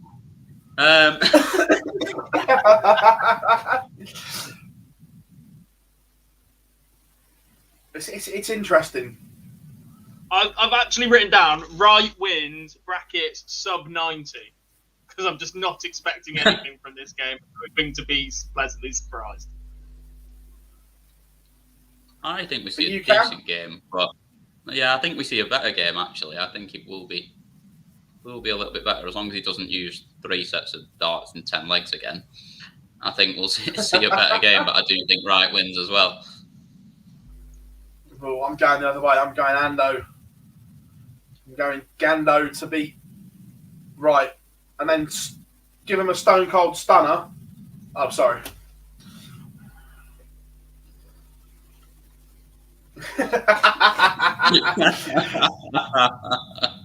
It is WrestleMania week, God. Come on. Lighten up. Who gives a crap? Grow up. I don't often agree with Gob, to be honest, but I'm in Gob's corner here on this one. Nah, not having it. Not having it. And then the final game, Johnny Clayton. Basketball, American football, or ice hockey. Baseball's back. You want to talk make-believe cuddling? Grow up. The American football, they wear helmets and pads. It's not even like one of them proper rugby. if you want to wear a helmet and pad, I tell you. It's not even like proper rugby. Well, I've no NFL slander in here, Barzy. None of that. My NFL knowledge, Dan Marino is still the greatest in the world.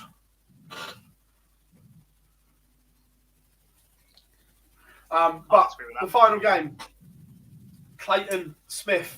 Cam, where are we going? I'm going Michael Smith, and I think we'll see a good performance from him, and he'll get over the line in a close one. Gob? Johnny. I agree with Gob. I'm going 5-5. Johnny Clayton takes out 1-2-1 on the ball, and we get the trademark finger point to the side camera. He does love a 1-2-1. Yeah, I have written Clayton, not just. That is the prediction. Just. Yeah, I think it'll be close. And there's a lot of WrestleMania love in the chat room, which is what we love to see, guys. More of it, please. No. Nope. Kick them all out. So, again, normal practice for Premier League nights. Chat room as well. I would like your finalists and winner, please, from your selected players in the semi-final.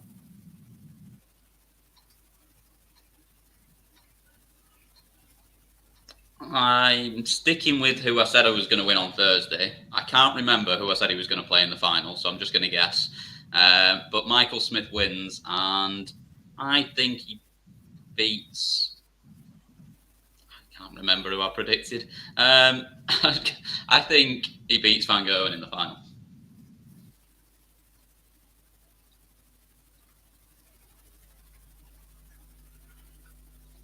Where are you going, Gob? There's only one way to go, isn't there? No, there's your way, and then we'll all laugh. That one. Johnny Clayton beats Peter Wright because after averaging, maybe I should move the sub 90 across one.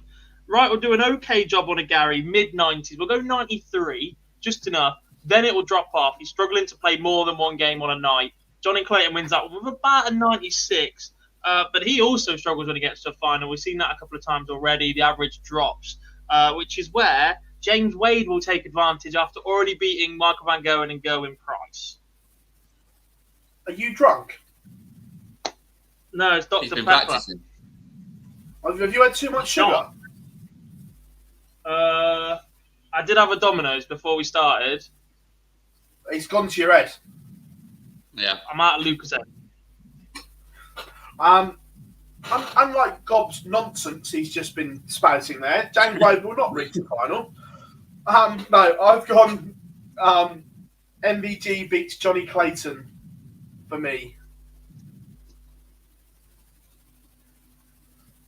Wade wins. I think MvG. I think MvG edges Price.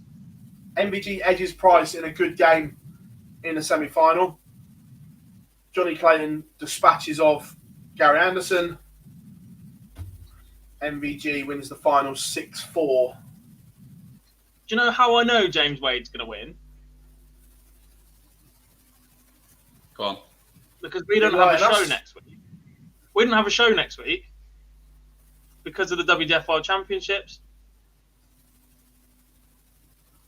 So I'm not going to be able to sit here and brag about it. That's like when Liverpool won the title, wasn't it? It was the best possible because there was no bus parade. We'd have borrowed your bus, but you've never used one. Wait.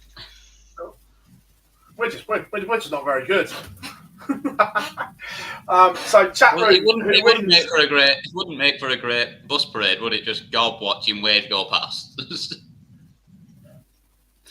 Gob in Aldershot there with his machine banner.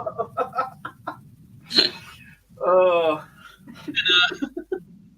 Just between two roundabouts, you can just keep going round and seeing the same me. Like a sad fairground ride.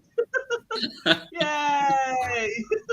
At some point, surely he'd just let you on the bus. 4-year-old really give a crap. They've been round twice. They're bored travelers. Oh, bugger off! Why have you sat me in this seat? Mind you, like in a week of darts, there has been some good news for Gob because the PDC released this, and there he is on the end. James Wade will be going. Well, we presume so. It'd be funny if they left someone out that was on this poster, but judging by normal events, if you're on the poster, there's a fair shout you're going. That he looks happy about it as well, doesn't he? So, yeah, everyone else is smiling or giving it some. He looks like he just missed his bus. I think because of how often rankings 3, 4, and 5 are changing around, they literally don't have a choice. Because these events could come round and James Wade could be clear world number 3 again. Or he could be adrift at 5. He could be adrift, but they can't take that risk if he is adrift. I agree. Yeah, no, I agree. But judging by that poster, someone is going to have to miss out.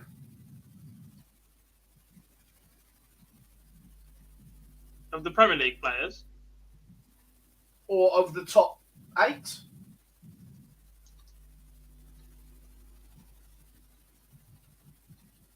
Or, no, look, actually, I think 2 of the top 8 miss out because surely after the year he's had, Clayton goes, who is currently ranked 9. Don't get me wrong, he's close to Dimmy, so they could be swapping places.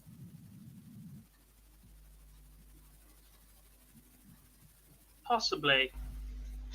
I think I'd share it around a bit. I think these 6 should be in everything.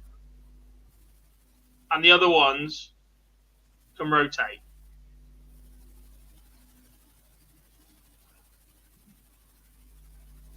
So almost, look, it's not very fair, but so 3 get New York, Copenhagen, and said other event gone. And then not even another necessarily. 3. You could send 2 to New York. Then a different 2 to 2 of the others, and then a different 2 to these 3. And that way you get 6 others in, which would be, I'd say Gary to New York, but I wouldn't give him the rest. I'd send Dimmy to Copenhagen. I'd send... Who would I send down under? Johnny, maybe? Jose or Johnny. And then I'd pair them with Rob Cross, Joe Cullen, and Jose or Johnny.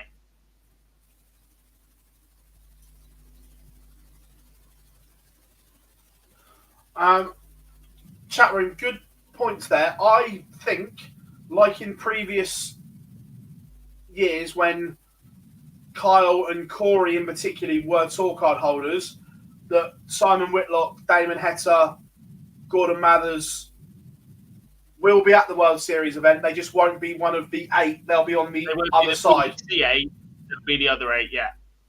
Whitlock's I previously 100%. said the PDC 8, but I think they'll both go as the other 8.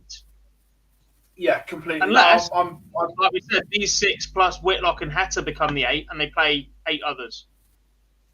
possibly, yeah. Because actually, if Whitlock and Heta are in the other 8, they run the risk of knocking these lot out, and that would be big.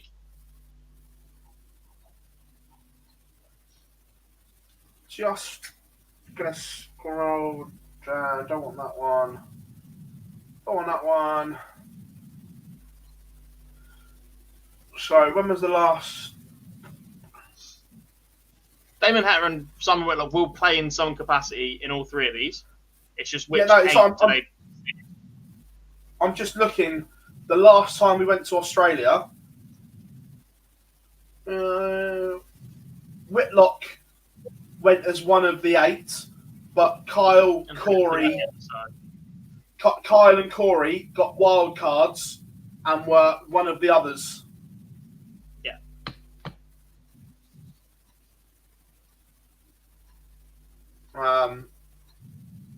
So Raymond Smith, I expect to be there. You would probably expect Raymond Smith, Gordon Mathers, Hopai Puhau.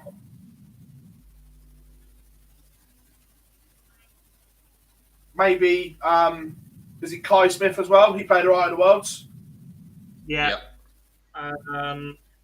Who's the lad with glasses? Poozy? Yeah.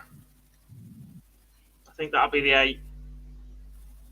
Might get a little bit of rotation for New Zealand. You might see Ben Robb, Warren Parry. James Bailey as well. Bailey's Australian, yeah. There'll be some competition for those spots. Yeah, no, it'll be decent.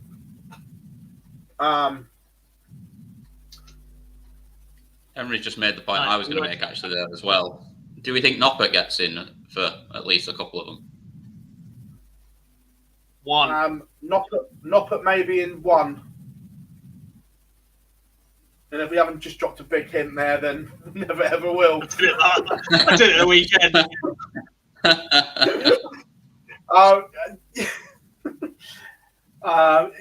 Yeah, I think we'll see Noppert in 1. But again, that may not be as part of the 8. He may be alongside the other. Yeah. The other 8, yeah. Along with Raymond van Barneveld. Along with Raymond van Barneveld.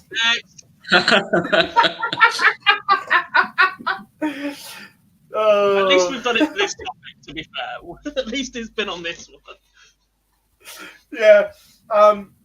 Also, in a week.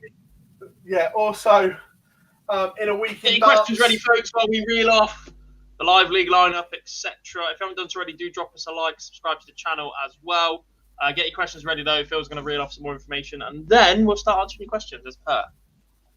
We will. So, it was Mike Warburton who won this week's live league, playing some great stuff, but we can tell you this week's getting the laptop out nice and professional as always.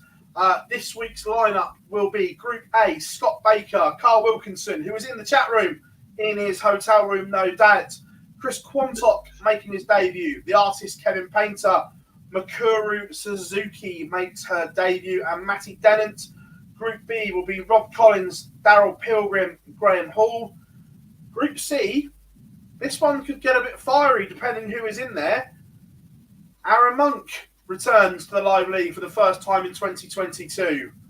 Ryan Furness. Adam Smith-Neal. Woohoo!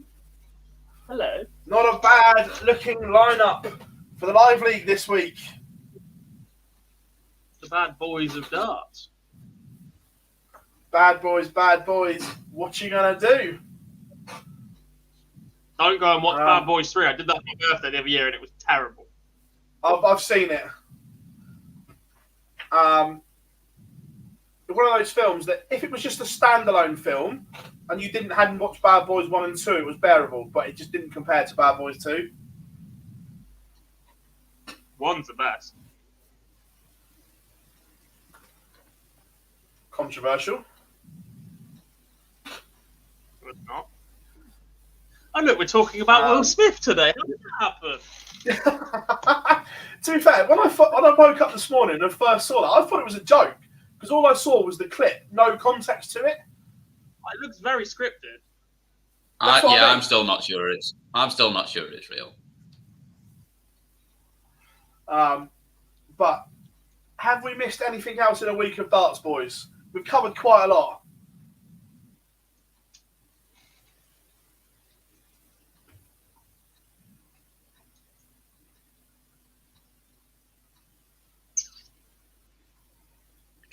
Normally, I forget something. A lot of teams have. There was county this weekend. For some teams, it was the last game. For some teams, it was the penultimate game.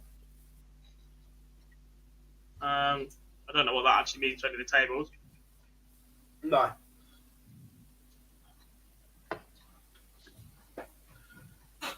Jake, do you mean the Grand Prix in Saudi Arabia or the fact that the PDC have put back to Dublin out today? We will return to the City West. Cannot wait. However, the actual Grand Prix in Saudi was quite good. I enjoyed it. I enjoyed it until the last couple of laps. That's the bit I enjoyed. Go on, Max. There we go. Supporting with the orange again, are we? Did you not see me cheering him on last year? I was winding Jar up a treat. Well, that's never the most difficult thing to do, is it? But it's been absolute belting tonight, but it wouldn't be the same without question time. So let's get the questions in as always. No, I don't think Corey Cadby will be in Australia or he'll be playing in the World Series this year. Will you do a fallout bar for Lakeside? Not this one, folks. We are very, very stretched with the team. We're already rotating who's going to be at the venue. We have Pro Tour cover Friday, Saturday, Sunday, and the following weekend. And we have I will be in Reading covering the Seniors Masters qualifier. So not for the WDF, unfortunately. If we can get little roundup clips from the venue, Lee's going to be there for the majority. Phill will be there for the first couple of days. And Henry's there working for the WDF as well. If they get any time and they can chuck you some bonus content, then we will do. But for the most part, it's just going to be the interviews with Phill and Lee. Yeah, we are very thin for the next 10 days. We think we've got everything covered, just about, but we are very thin with PDC, WDF, seniors, you name it. This has stretched us to the limit. If we get through this, boys, we've done well. Not a darts one, but Tommy's asked favourite Will Smith film. Good question. Bad Boys. Bad Boys 2.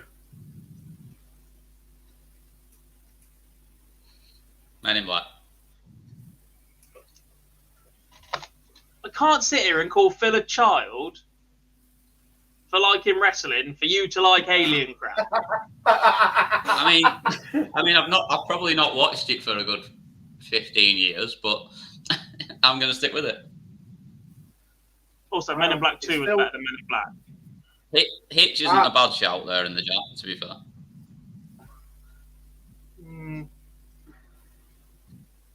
It's all right. James. He's still trying to look like Matt Chapman. It's the best. It's the best question we've had. I just need a haircut. Is the problem? It was just like, that'll do. Do need a trim. Oh, so do I. James hit a 180 in the pub for the first time in a while for the week in darts. Superb. Deserves a shout out. Yeah, 100%. Daniel, the entry list will probably be out maybe tomorrow once they've worked out if they've got 128. Sam, well, I don't think they've seen each other. They may have exchanged messages, but they certainly won't have seen each other. We'll try and find out more in Birmingham because they will be in the same hotel.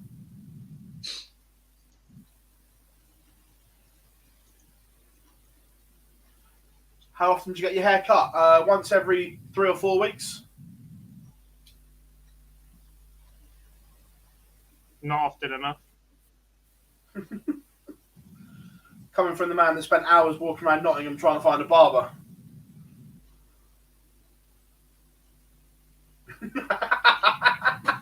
Probably wasn't worth the walk.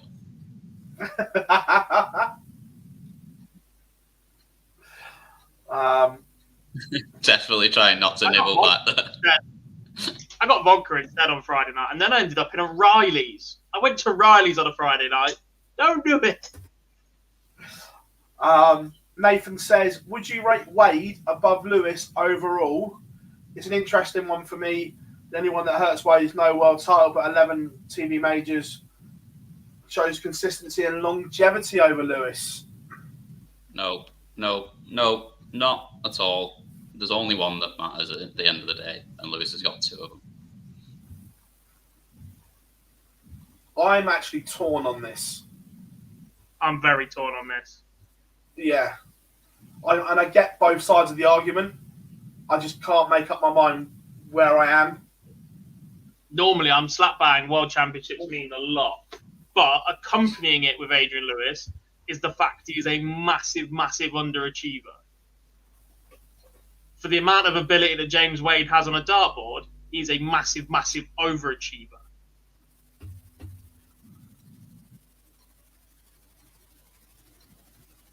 And that makes him even closer. And the fact both players are still well under the age of 40 and still playing. Wade is having a better time of it right now. Look, instantly, if look, and sadly I don't think it will happen, but if James could add a world title to that resume, for me, he instantly goes into the top 5. All time, yeah. Instantly. No, I probably agree with that, but if he doesn't, then he stays below Lewis for me.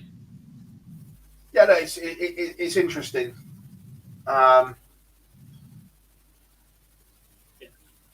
don't think there are many players where we can look at seriously and go, they move into the top 5 all time if they'd added a world title. I'm not sure there's any. No. But James Wade's there's longevity and ability in an era that contained Phill Taylor's dominance and then Michael Van Gerwen's emergence and dominance, to win as much as he had is quite frankly ridiculous. Yeah, great question here from Bill, chap. Do you think any of Hop, Henderson or Brown will keep their tour cards next year? As in Keegan Brown? Yeah.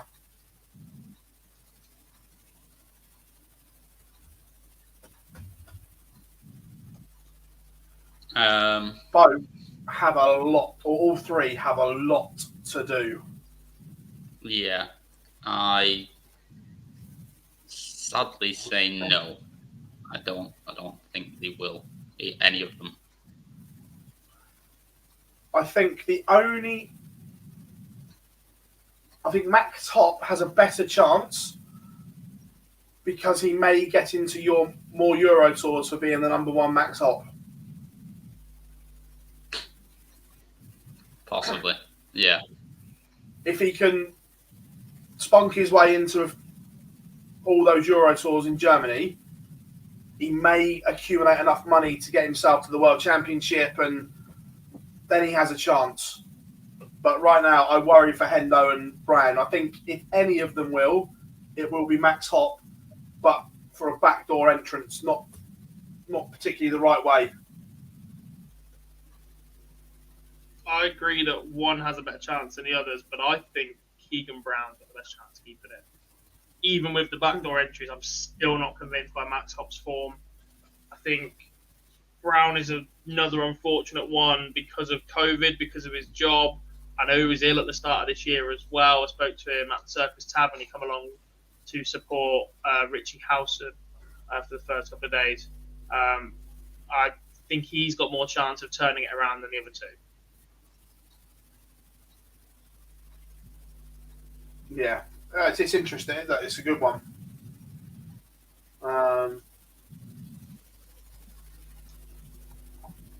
Daniel, just some of them didn't want to travel to Germany. It's a lot of reasons. Look, Niedenhausen isn't the easiest place to get to, so it's a flight and a train or a flight and a decent car ride.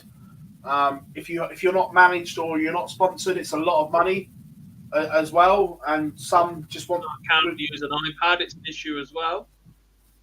Yeah, there were no markers. So as we saw, 1 minute we had a 180 up there, and the next it was changed to 45 or something stupid like that. Some of the players aren't very good with technology. So yeah, it could be many reasons why they didn't.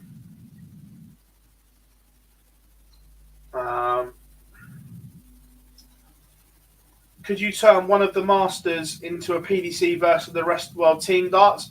Yeah, Sam, this is something we've spoken about a lot. We love the idea of the Ryder Cup of darts. It will be amazing. Somewhere, once upon a time, before I joined with Phill, myself and Jar did a podcast debate about who we'd put in each team, who we'd have as captain, the format. We had pairs matches and all sorts. And I battered it. And he couldn't accept it, but I battered it.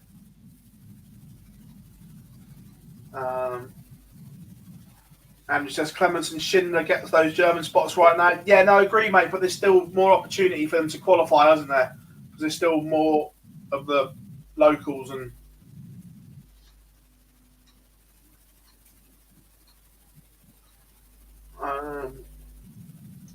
Can Tricol break through the French market?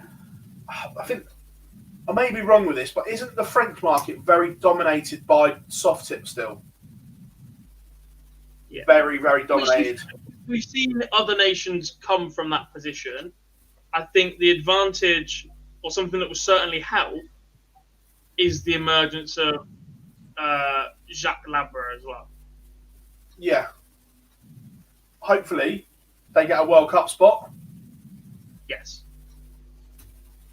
The fact you've got two Frenchmen playing in it, and there is an interest every time they play, even if it's not from France necessarily. If there's an interest from outside your country are doing, your country will jump on board with it. Yeah. James says, is Duzza safe on the tour card race, sitting on 40.5k? Need another 10k from somewhere. There were promising signs for me at the weekend. Compared to where Glenn was, and especially what we saw on the Sunday, I hold out hope.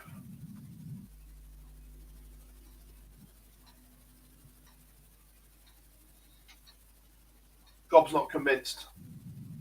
No, it is Glenn's a lovely bloke, but I am concerned about even when it's going well, like there is just that drop off. Look, it's been building up nicely since January for Glenn. It certainly looks more promising than the back end of last year, where it felt a lot like he was turning up a tournament, going through the motions. We sort of knew what was coming. This time, the drop-offs are there, and the issue isn't the drop-off from over 100 to 90 and losing from 4-2 up or whatever it was the other week, 5-2 at the weekend and losing 6-5. It's the fact that the weekend before he was chucking in below 70s. There's a massive range of inconsistency there, and that's more difficult to get back. Look at Adrian Lewis. Yeah. Last couple of questions then, guys. Does the winner of the WDF Tour get... no, there's no hookup between the WDF and the PDC. Not saying it will never come back, but certainly not in the short term.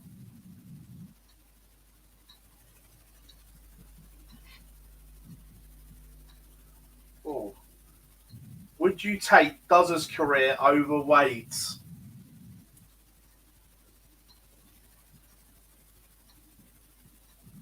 No.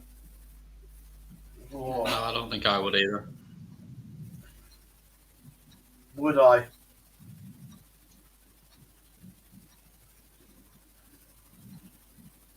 No. No. I know we said world It's champion. close. I know we said world championships over everything, but not the same with a BDO one as a PDC one.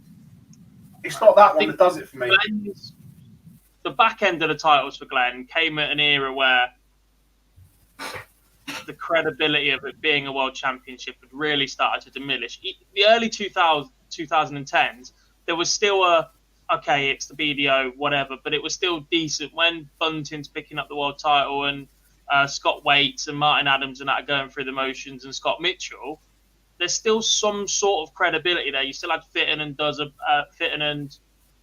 O'Shea playing in decent nick, Gary Robson, etc. All players that have been relatively competitive, plus all the players that have gone there, played, and then moved over to the PDC. By the end of Does' 3 in a row, I'm not sure the credibility was there. I think everybody else as a professional was pretty much in the PDC by that point. And also, James Wade will have more money left on his order of merit if he doesn't win another penny for the rest of the year in the PDC right now than Does have got for winning 3 world titles. Yeah. The one for me that swings it is the world match play.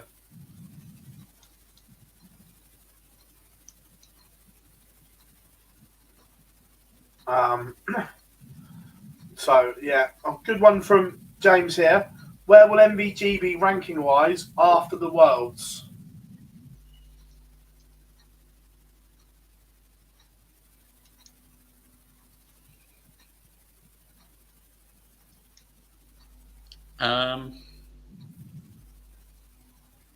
Everyone knows what I'm going to say on this.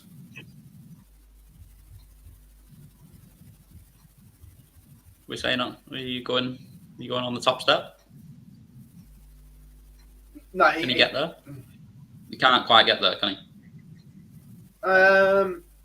He'd have to win. He'd have to win maybe 1-2 in between. Yeah. In between as well, but yeah, technically he could. I think MvG will be ranked 2 after the Worlds. Gob's going 3.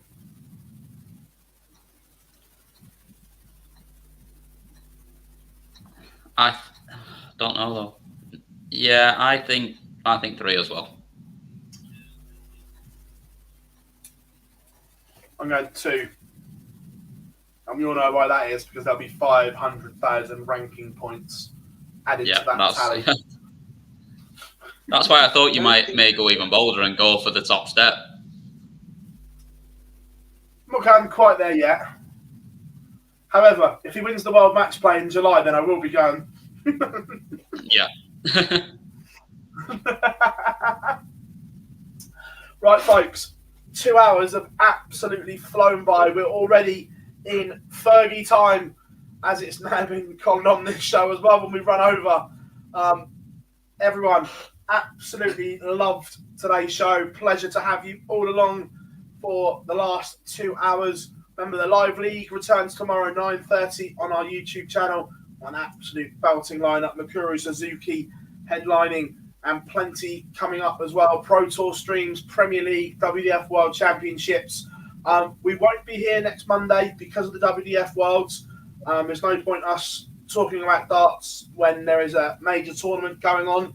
So we will return in 2 weeks' time for the Live Lounge. Absolute pleasure. Cam, great to have you on as always. Gob, pleasure has been all ours for the last 2 hours. We have been Online Darts, and if you haven't subscribed, you won't miss out. That is us signing out for the evening, and thank you very, very much.